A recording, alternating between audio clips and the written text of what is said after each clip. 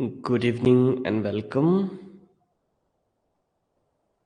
Okay, I'm live now and I hope everyone is good and fine. So आज हम लोग continue करेंगे। Unit 4 लगभग कंप्लीट कर चुके हैं हम लोग और आज हम लोग बिगिन करेंगे यूनिट 1 ऑफ पेपर 3। पेपर 3 का यूनिट 1 आज हम लोग स्टार्ट करेंगे और आज का जो टॉपिक होगा वो रिफॉर्मेशन होगा। और रिफॉर्मेशन पर हम लोग कंटिन्यू करने से पहले थोड़ा सा एक रिकैप लेंगे of renaissance and in the continuation of renaissance will continue to reformation. आज क्लास में संख्या कम है इसलिए कि मैं राइट टाइम हूँ या फिर और कोई बात है। ठीक है, अगर कोई बात है तो हमें बताइए और उम्मीद करता हूँ हर एक चीज़ एकदम वेल एंड फाइन है और I am feeling good. I hope you all also good. ठीक है, तो शुरू करते हैं आज की क्लास और बिगिन करते हैं। थोड़ा सा रेनासा को कंटिन्यू करेंगे। रेनासा को एक ब्रीफ रिकैप देने के बाद हम लोग कंटिन्यू करेंगे रिफॉर्मेशन पर। ठीक है, एक बार हमको कंफर्म कर दीजिएगा लिख करके मैसेज में, कमेंट में कि आपको वीडियो ठीक ठाक मिल रहा है। ठीक है, अगर किसी स्टूडेंट के साथ कोई प्रॉब्लम है वीडियो प्ले में या क्लास में या फिर नोटिफिकेशन नहीं मिल रहा है, हाँ इधर बीच कुछ दिन जो है आपको मैसेजेस जो ऑफलाइन मैसेजेस जाते थे, ठीक है, वो नहीं जा रहे होंगे क्योंकि हम कभी कभी नहीं भेजते, उसको क्लिक नहीं करते हैं। ठीक है, तो आपको नोटिफिकेशन ऐप पर मिल जाएगा, क्लास का टाइम आपको मिल जाएगा। ठीक है, ऐसी कोई प्रॉब्लम नहीं होनी चाहिए, सब ठीक है। Thank you Shweta. ठीक, केवल 4 ही हैं आज, मतलब बहुत कम ही संख्या दिख रही है। क्या बात है आज, ऐसा कुछ खास है क्या आज? मुझे तो नहीं याद कि ऐसा कुछ खास आज है और टाइम में भी मैंने कोई परिवर्तन नहीं किया है, सब कुछ ठीक ठाक है। चलिए, जो भी है जैसा भी है हम लोग कंटिन्यू करते हैं और पहले थोड़ी सी बातें रेनाशा में and thereafter will continue of reformation. ठीक है,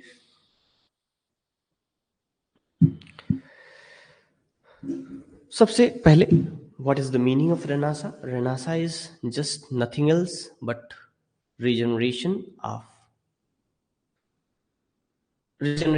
revival, and revival of what? Revival of learning.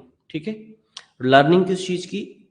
Roman and Greek learning और क्लासिकल लर्निंग। ठीक, और बेसिकली ये जो टर्म है 18th सेंचुरी में पहली बार इसको यूज किया था एक फ्रेंच हिस्टोरियन ने एंड देयर आफ्टर इस टर्म पर काफी डिबेट किया गया and this term was accepted as the period of history and as the beginning of modern era on the edges of dark ages।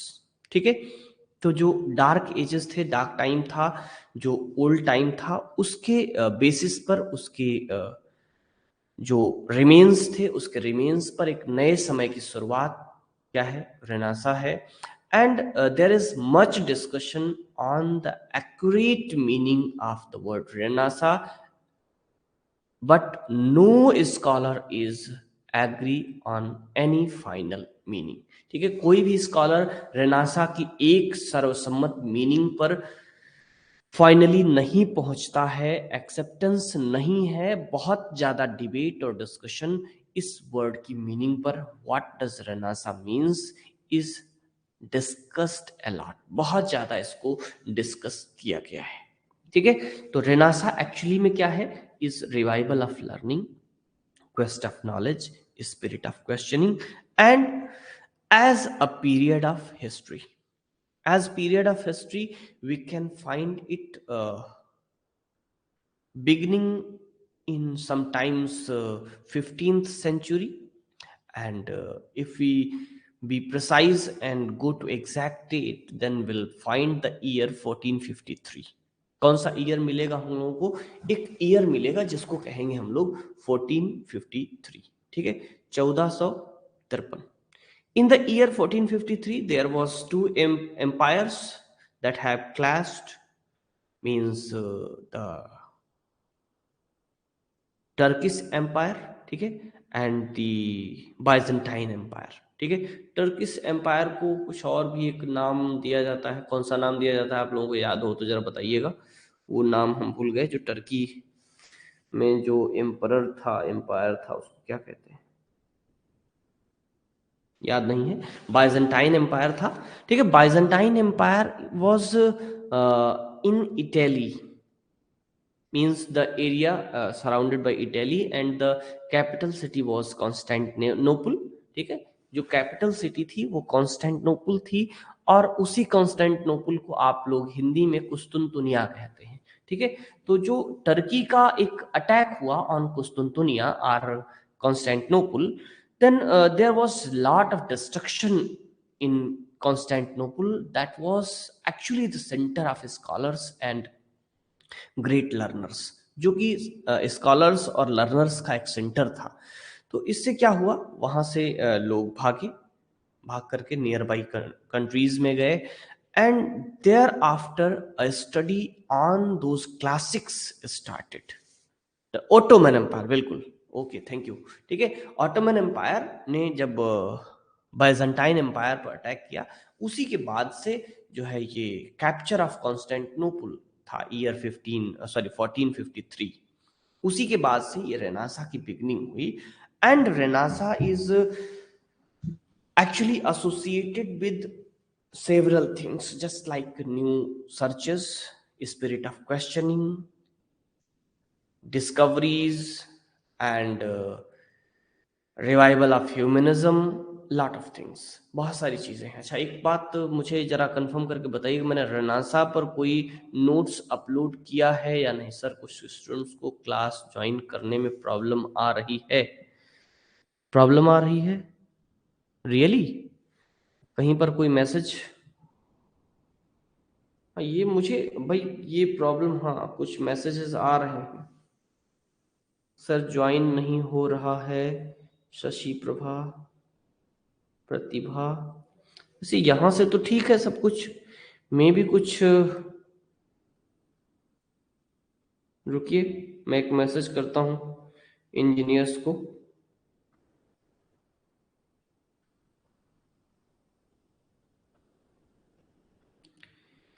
अच्छा, जिनको प्रॉब्लम हो रही है वो जरा कुछ स्क्रीनशॉट या फोटो शेयर करेंगे हमको, क्या आ रहा है ऐसा।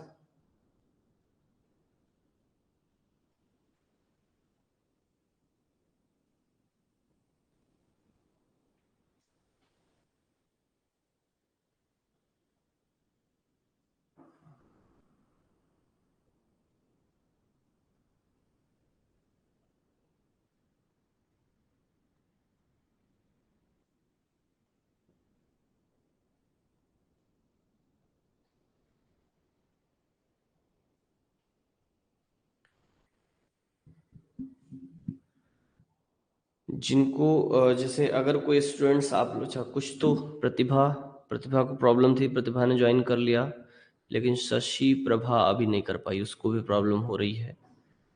ठीक है, मैंने मैसेज किया है, अगर कोई ऐसा इशू है, ठीक है, तो वो करेक्ट हो जाएगा। ठीक, देखते हैं। तो हम लोग बात करें तो रेनासा की, रेनासा के सेवरल उसमें इन्फ्लुएंसेस हुए। पहला था स्पिरिट ऑफ क्वेश्चनिंग। ठीक है, स्पिरिट ऑफ क्वेश्चनिंग मींस जो ऑर्थोडॉक्सी थी, उस ऑर्थोडॉक्सी को कोई क्वेश्चन नहीं करता था, तो वहां पर एक जो स्पिरिट ऑफ क्वेश्चनिंग थी ड्यू टू रेनासा डेवलप हुई। ठीक है, एंड आफ्टर दैट एक बड़ी चीज, एक बड़ा जो चेंज आया, ड्रास्टिक चेंज था, वो चेंज था इस बात को लेकर के कि, एक मिनट जरा मैं फिर से रिप्लाई कर दूं।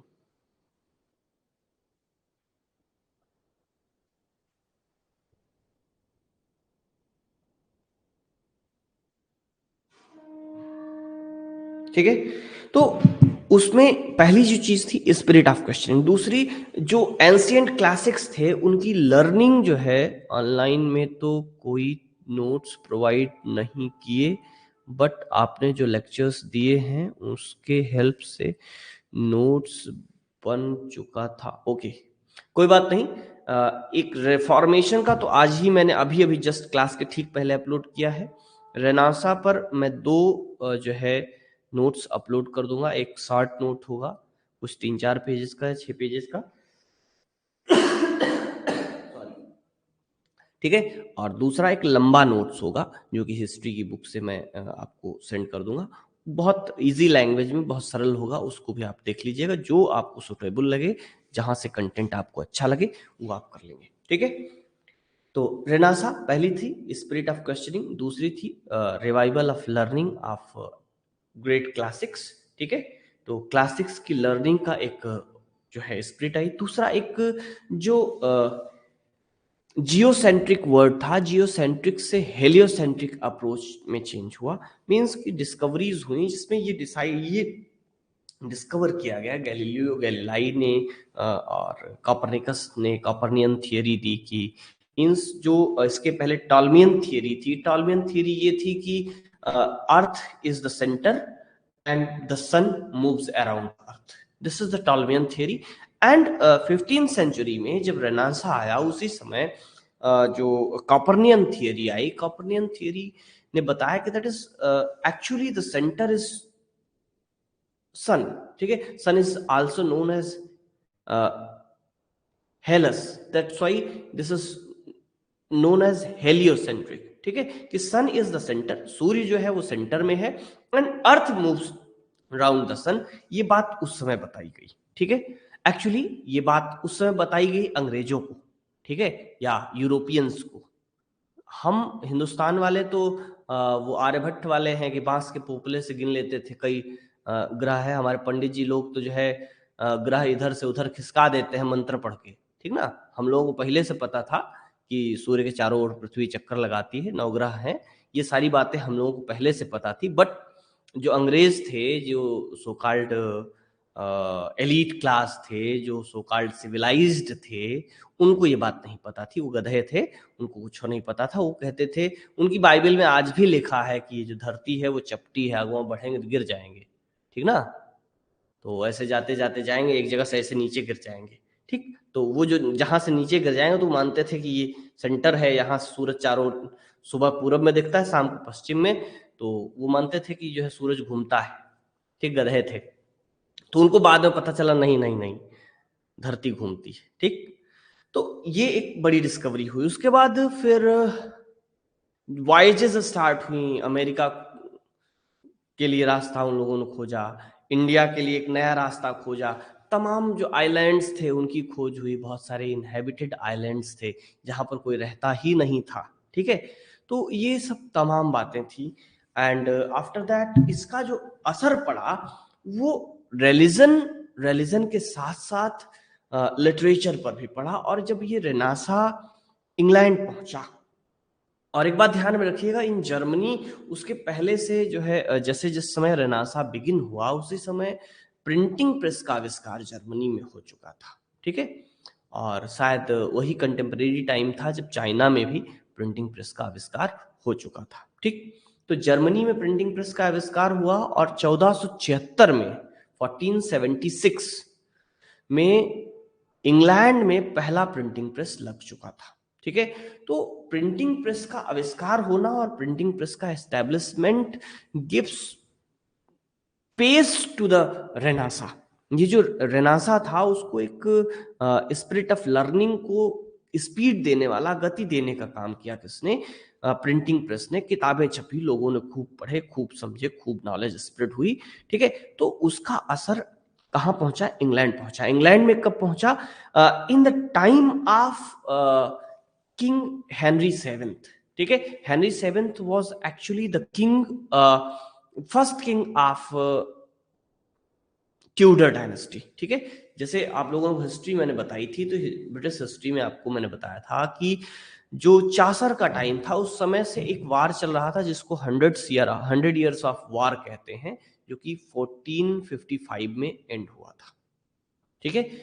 1455 में 100 ईयर्स वार एंड हुआ जो कि फ्रांस के साथ चल रहा था। फिर एक दूसरा वार बिगिन हुआ जिसको 30 ईयर वार कहते हैं, या फिर वार ऑफ रोजेस कहते हैं, जो कि एक प्रकार का सिविल वार था, ठीक है। और वो सिविल वार एंड कब हुआ, 1485 में, जब ट्यूडर डायनेस्टी एस्टेब्लिश हुई, ठीक है। और ट्यूडर डायनेस्टी का जो पहला किंग था वो था हेनरी सेवेंथ। तो उसी के साथ ट्यूडर डायनेस्टी बिगिन हुई। एंड तो उसी समय में when England was at peace, and there was a lot of development in England. At that time, same समय में जो है इंग्लैंड में रेनासा पहुंचा और renaissance affected writers a lot to write several things. एक minute, apologize for the inconvenience that happened. Could you please send me?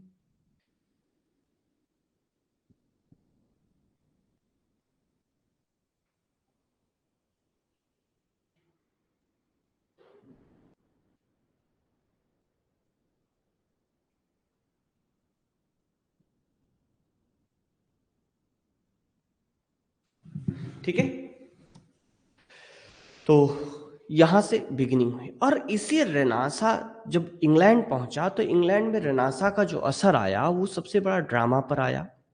Drama में हमने आपको बताया था कि ड्रामा में जो ड्रामा रिलीजियस ड्रामा और चर्च तक सीमित था, वो ड्रामा अब निकल करके artistic drama and characters were started representing common human being. जो कॉमन पीपल थे, कॉमन ह्यूमन बीइंग थे, उनको रिप्रेजेंट करने वाले कैरेक्टर्स अपीयर होना स्टार्ट किए. सेवन यूनिवर्सिटी विट्स आए, विलियम शेक्सपियर आए, जॉन वेबस्टर आए और lot of dramatist.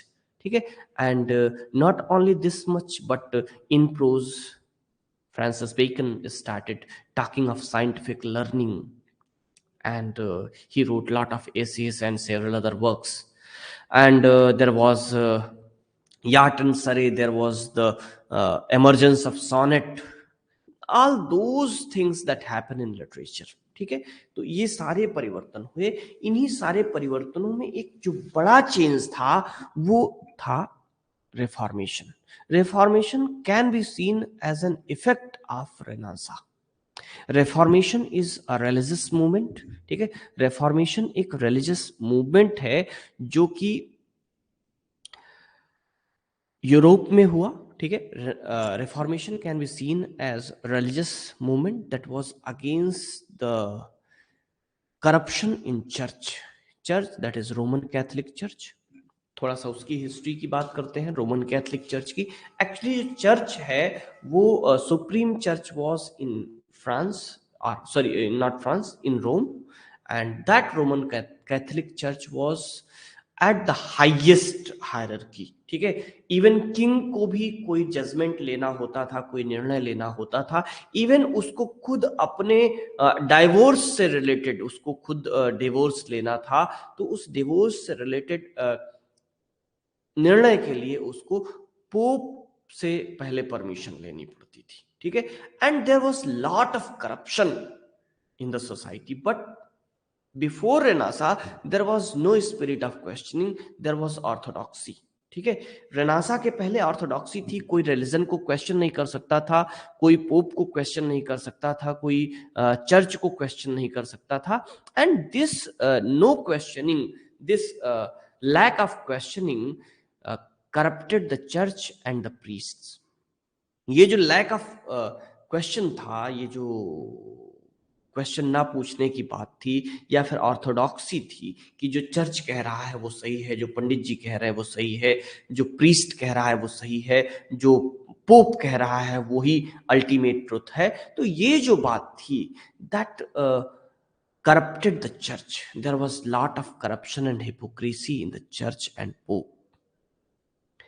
So in the year 1517, as a movement, the roots are, or we can say that the roots of Reformation goes back to 1517, when in Germany there was a clergyman known as एक clergyman था जिसका नाम था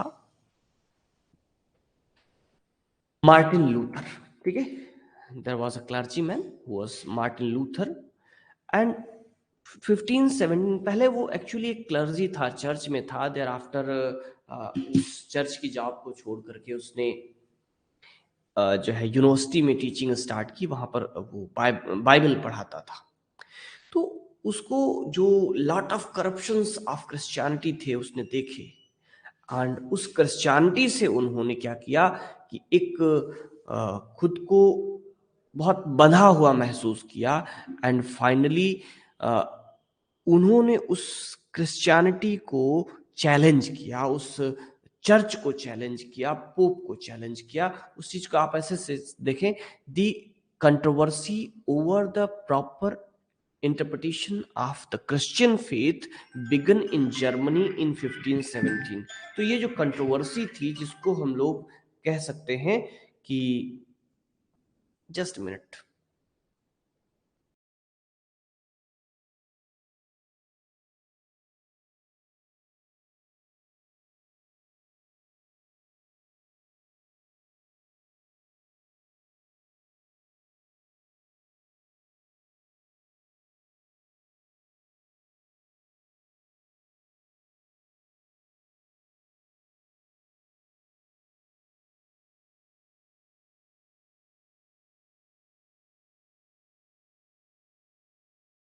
आज समझ में नहीं आ रहा, स्टूडेंट्स क्लास में भी कम है और कुछ का मैसेज भी आ गया, फोन भी आ गया, तो मुझे लग रहा है कि हाँ कुछ ना कुछ प्रॉब्लम है।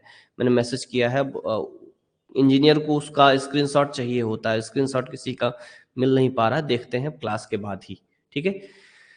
हाँ, तो हम लोग बात क्या कर रहे थे कि मार्टिन लूथर ने उसको चैलेंज किया क्रिश्चियनिटी को, कब, और उसी चैलेंज के साथ ये जो रिफॉर्मेशन था, ये जो कंट्रोवर्सी थी, वो बिगिन हुई कब, इन 1517 इन जर्मनी। किसने शुरू किया, बाय मार्टिन लूथर, ठीक है। और उसने एक जो उसका मूवमेंट था वो किसके साथ शुरू हुआ, एक थीसिस थी, एक डॉक्यूमेंट था उसका, जिसको कहा जाता है 95 थीसिस, ठीक है। तो ये उसी 95 थीसिस के साथ बिगिन हुआ।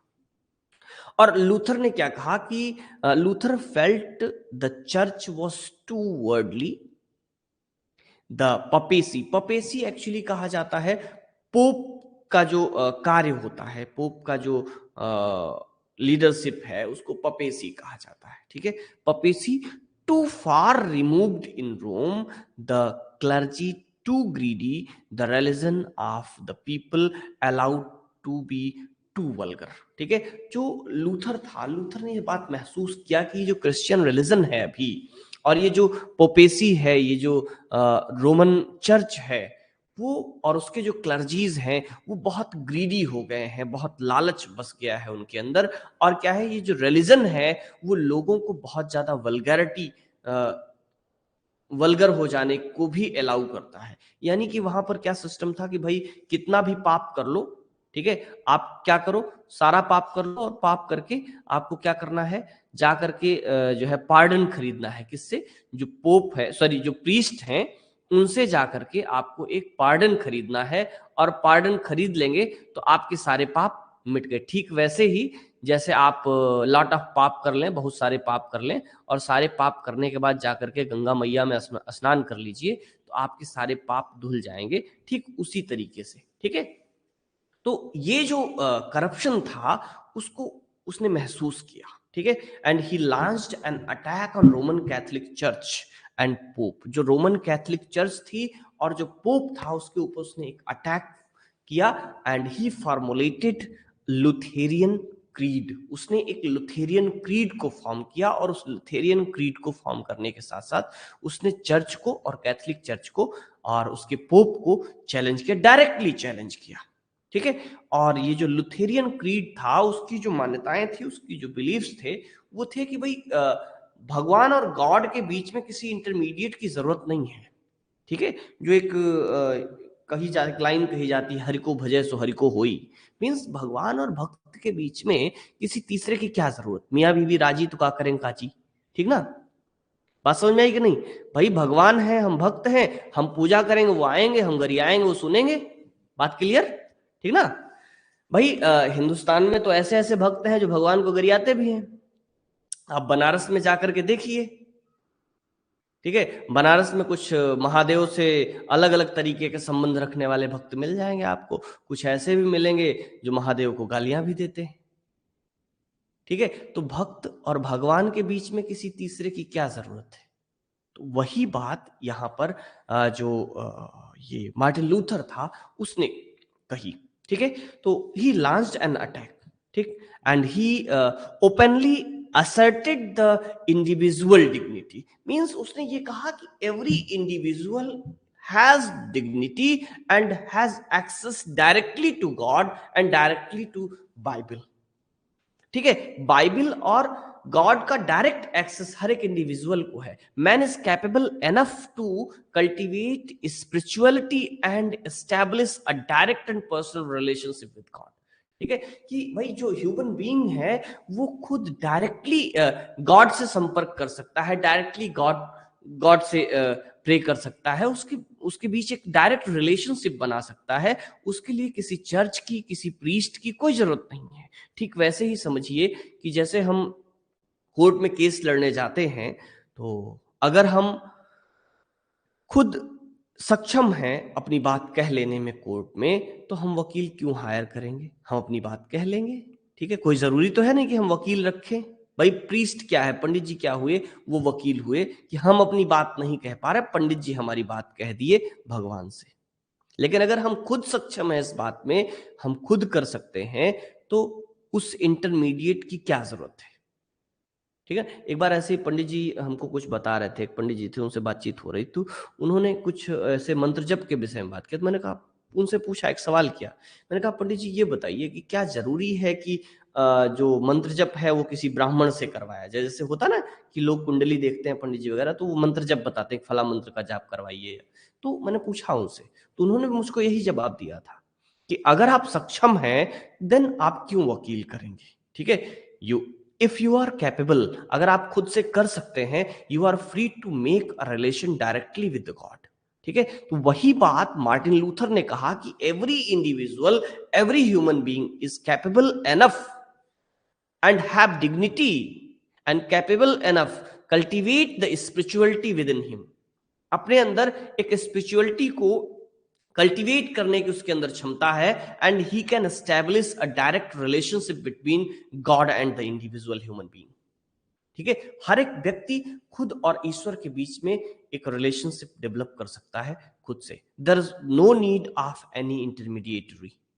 ठीक है, कह रहे there is no need of intermediatory of priest और चर्च. किसी चर्च या किसी प्रीस्ट की जरूरत नहीं थी. According to Martin Luther, he gave an emphasis on faith. और मार्टिन लूथर ने किस पर एम्फेसिस किया? मार्टिन लूथर ने चर्च और प्रीस्ट पर एम्फेसिस नहीं किया. मार्टिन लूथर ने कहा कि faith is important. If you have faith in God, you can make a direct relation with the God. If a man had faith, he could be saved despite his inherent and disparate wickedness. अगर किसी इंसान में faith है तो उसको save किया जा सकता है despite of inherent and desperate wickedness. उसके अंदर कितनी भी विकेटनेस हो, कितनी भी दुष्टता हो, कितना भी दुष्ट प्राणी हो, अगर वो फेथ रखता है, he can make direct access to God and he can be saved.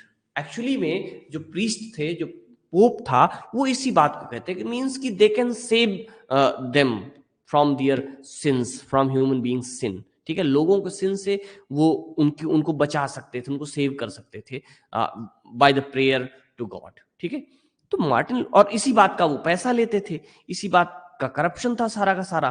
तो मार्टिन लूथर ने इस बात को एक्सेप्ट किया. ठीक है, और इस बात को प्रचलित किया. ठीक है, तो यहां पर अब शुरुआत में इसकी जो एक रिफॉर्मेशन है क्या, वो यहां पर जरा समझिएगा.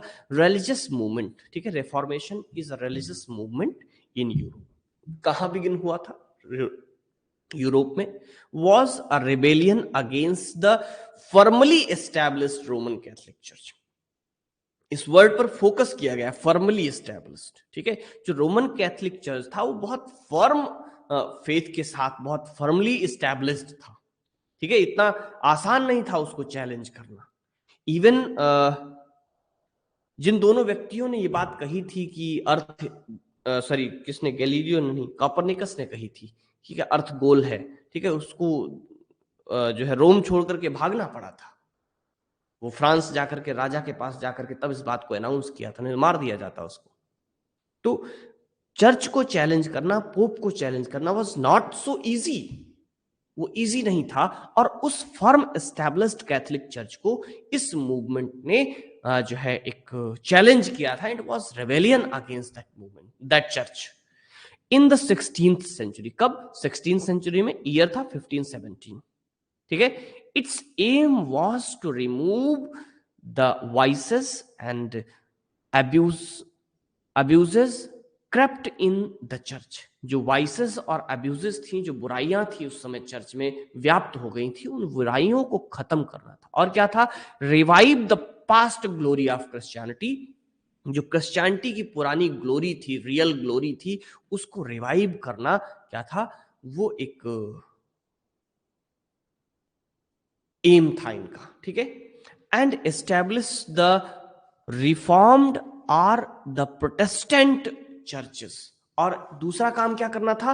एक रिफॉर्म्ड और प्रोटेस्टेंट चर्चेस की एस्टैब्लिशमेंट इनका पर्पस था। तो जो ये रिफॉर्मेशन है उसका रिजल्ट क्या हुआ?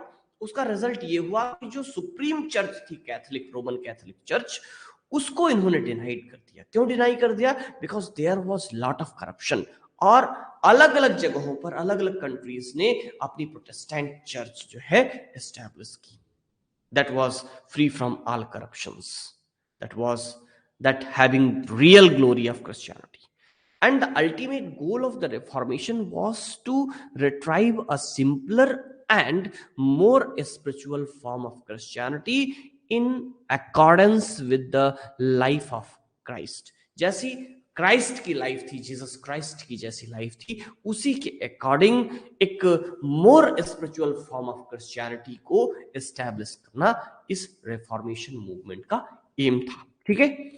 तो ये इतनी बातें थी। हिस्ट्री कैसे बिगिन हुई, इसका एम क्या था, इसका पर्पस क्या था, ये एक्चुअली में था क्या। ठीक है। नेक्स्ट है, ही चैलेंज्ड, ही मींस जो मार्टिन लूथर था, he challenged the concept of Holy Roman Empire and paved the way for national liberty along with the individual liberty। और उसने जो एक होली रोमन एम्पायर, ठीक है, जो क्रिश्चियनिटी का फेथ था, वो ये था कि Roman empire is very holy empire and the Roman church is the sole supreme church in the world for all Christians. ठीक है। उस सुपरमेसी को इन्होंने चैलेंज किया। किसने? मार्टिन लूथर ने। ठीक है। And he paved the way for the national liberty, means कि हर एक देश क्रिश्चियनिटी में, धर्म के मामले में, वो रोमन कैथोलिक चर्च से फ्रीडम के लिए, उसकी जो लिबर्टी थी, उसको इन्होंने एक रास्ता खोला। With the individual liberty, the nationalist forces expressed their resentment on the papal interference in politics as well as internal affairs of different countries। ठीक है। कह रहे हैं कि the nationalist forces expressed their resentment on the papal interference। papal interference का मतलब होता है कि पोप का इंटरफेरेंस। एक्चुअली किसी भी देश का, चाहे वो जर्मनी हो, चाहे वो फ्रांस हो, चाहे वो रोम हो, चाहे वो इंग्लैंड हो, जो भी यूरोपियन कंट्रीज थी, उनमें रिलीजन से लेकर के पॉलिटिकल मामलों तक even king was not free at all. ठीक है। खुद राजा भी फ्री नहीं था। तो सारे मामलों में पोप का इंटरफेरेंस था। तो जो जैसे जब चैलेंज किया उसने, किसने? जो मार्टिन लूथर था, जब उसने चैलेंज किया, तो जो नेशनलिस्ट थे उन कंट्रीज के, जो पॉलिटिशियंस थे, जो नेशनल आइडेंटिटी में बिलीव करते थे, उन्होंने इस बात को सपोर्ट किया कि there should not be papal interference in politics. ठीक है। कि कंट्रीज को अपनी स्वायत्तता मिलनी चाहिए, वो पोप का जो इंटरफेरेंस है वो बर्दाश्त नहीं करेंगे। ठीक है। तो सारी कंट्रीज ने, डिफरेंट डिफरेंट कंट्रीज ने इस पर जो है एक रेसेंटमेंट किया, एक विरोध किया। Reformation found its articulation in other countries of Europe, in France by Calvin, in Switzerland by Zwingli. ये दो कंट्रीज का एग्जांपल दिया कि जैसे फ्रांस में काल्विन ने इस पर खूब आवाज उठाई, और स्विट्जरलैंड में एक दूसरा व्यक्ति था ज़्विंगली, ठीक है, उसने उठाया। And in England the reformation begin with Henry seventh breach with the papacy. और फाइनली जब ये रिफॉर्मेशन मूवमेंट जो है वो इंग्लैंड पहुंचा, तो इंग्लैंड में इसकी एक अलग कहानी है। और इंग्लैंड में ये रिफॉर्मेशन मूवमेंट किसके साथ बिगिन हुआ? This reformation movement begin with the breach of Henry seventh from papacy। जो किंग हेनरी सेवेंथ था, the first king of Tudor dynasty, he breaks his relations with the Roman Catholic Church and established his own Anglican Church। ठीक है, तो England ने अपनी खुद की एक चर्च स्टैब्लिश की जिसको कहा गया एंजेलिकन चर्च। ठीक है, और उसी के साथ जो रिफॉर्मेशन मूवमेंट है वो बिगिन कहाँ हुआ? इंग्लैंड में बिगिन हुआ। ठीक है, तो एक्चुअली हेनरी सेवेंथ की कहानी भी कुछ अलग थी। उसे डिवोर्स देना था अपनी वाइफ को, और जो पोप था वो जो है इंटरफेरेंस कर रहा था इस काम में, तो उसने कहा चल भैया तू किनारे हो ले, हट, तुम्हारा काम नहीं है। और उसने अपनी नई चर्च एस्टेब्लिश कर ली। उससे ब्रीच किया। ब्रीच का मतलब होता है संबंध तोड़ना या तोड़न। ठीक है, तो उसने जो रोमन चर्च थी उससे अपना संबंध विच्छेद कर लिया, संबंध अपने खत्म कर लिए। ठीक है, आज की क्लास में बस इतना ही रखेंगे हम लोग। रिफॉर्मेशन को, रिफॉर्मेशन इन इंग्लैंड, इस पर चर्चा हम लोग कल कंटिन्यू करेंगे। कल की क्लास में यहीं तक रख रहे हैं, बिकॉज की जो इश्यूज हैं पहले मैं उसको देख लूं थोड़ा सा, और उसके बाद कल हम लोग इस पर चर्चा कंटिन्यू रखेंगे। कल इस पर कंटिन्यू करेंगे, कल रिफॉर्मेशन को पूरा समझ लेंगे। और हाँ, कल की क्लास से पहले जो आज रिफॉर्मेशन का मैंने PDF अपलोड किया है, 6 पेजेस का है, छोटा सा है, उसको जरूर पढ़िएगा, तब आपको ये चीजें बेहतर समझ में आ जाएंगी। ठीक है, अब बात करते हैं थोड़ा सा, अगर आप में से किसी का कोई क्वेश्चन है। लगभग रोज के बराबर संख्या पहुंच चुकी है। ठीक है, तो बाय द वे क्लास यहीं तक। जिसका जो शुरुआत का छूटा है वापस से रिकॉर्डिंग में जाकर के जरूर देखिएगा, क्योंकि छूटना नहीं चाहिए। और हाँ, अभी किसी के पास कोई क्वेश्चन, हाँ हैंड रेज कर दीजिए अगर किसी को कुछ पूछना है। ठीक है, आप जैसे ही हैंड रेज करेंगे, हैंड रेज का ऑप्शन आपके पास आ गया होगा, आप उस पर क्लिक करके पूछ सकते हैं। ठीक है, अगर किसी को कुछ पूछना है तो just raise your hand, option पर क्लिक कर दीजिए, नहीं तो just give me a sign. Henry seventh और हेनरी एट्थ, हाँ ये सवाल तुम्हारा सही है। नहीं, मामला तो हेनरी सेवेंथ का था। ठीक है, चलो इस पे इंग्लैंड वाला चर्चा हम कल करेंगे। तो हेनरी सेवेंथ और हेनरी एट्थ की क्या प्रॉब्लम थी उस पर भी हम लोग चर्चा कर लेंगे। ठीक है, तो वो इंग्लैंड वाला मामला कल डिस्कस करेंगे। ये हेनरी सेवेंथ और एट्थ में, एट्थ तो बाद में आया था, कहानी हेनरी सेवेंथ के साथ ही हुई थी। बाद में मैं तब तक चेक करता हूँ। और हरिप्रिया को कोई क्वेश्चन पूछना है, मैं इंतजार करता हूँ इस बात का कि उनका क्वेश्चन आए। सॉरी, हेनरी सेवेंथ नहीं, हेनरी एट्थ है। मैं इसको करेक्ट कर दूं अभी यहीं। Sorry for this error. Henry eighth है। ठीक है, थैंक यू आयुषी। ये अच्छी बात है कि आप लोग गलतियां पकड़ लें, और जब स्टूडेंट गलतियां पकड़ने लगे ना, तब मतलब ये समझ में आता है कि आप पढ़ रहे हैं। चलिए, श्रेया ने सिग्नल दिया कि उनको, उनके पास कोई क्वेश्चन है। बस हरिप्रिया के एक क्वेश्चन का इंतजार है। ठीक है, उन्हें कुछ पूछना है, क्वेश्चन का इंतजार कर लेते हैं, तब क्लास हम लोग समअप करेंगे उस क्वेश्चन के बाद। रिफॉर्मेशन पर बचा हुआ डिस्कशन हम लोग कल करेंगे। Sir, what is fable and parable? Can we say both are two types of allegory? हाँ बिल्कुल, दोनों ही एलिगरीज हैं। ठीक है, टाइप्स ऑफ एलिगरीज हैं। ठीक, फेबल एंड पैराबल दोनों ही ऐसे नैरेटिव्स हैं, ऐसी स्टोरीज हैं जिनमें कुछ एनिमल कैरेक्टर्स के माध्यम से या किसी अन्य अन्य टाइप के माध्यम, कैरेक्टर्स के माध्यम से एक मॉरल लेसन देने की कोशिश की जाती है। तो वो भी एक प्रकार की एलिगरीज ही है। ठीक है, fables and parables are also type of allegories. ठीक है, वो भी एलिगरीज के ही टाइप है। ठीक, जिसको आप जैसे हिंदी में आप दंत कथाएं कहते हैं जिनको, तो दंत कथाएं जो हैं वो क्या होती हैं, वो ऐसी स्टोरीज होती हैं जिनमें कैरेक्टर्स के माध्यम से कोई मॉरल लेसन देने की कोशिश होती है। जो मॉरल लेसन होता है वो सेकेंडरी मीनिंग है, ठीक है, अंडर द सरफेस मीनिंग है, और जो लिटरल मीनिंग है तो वो लिटरल मीनिंग हो जाती है, जानवरों की कहानी है, ठीक है, तो वो भी एक टाइप का एलिगरी ही है, ठीक है। तो आज की क्लास इतनी ही, और देखते हैं कल हम लोग इसको कंटिन्यू करेंगे, reformation and thereafter new classicism. Thank you for joining, all the best and good night.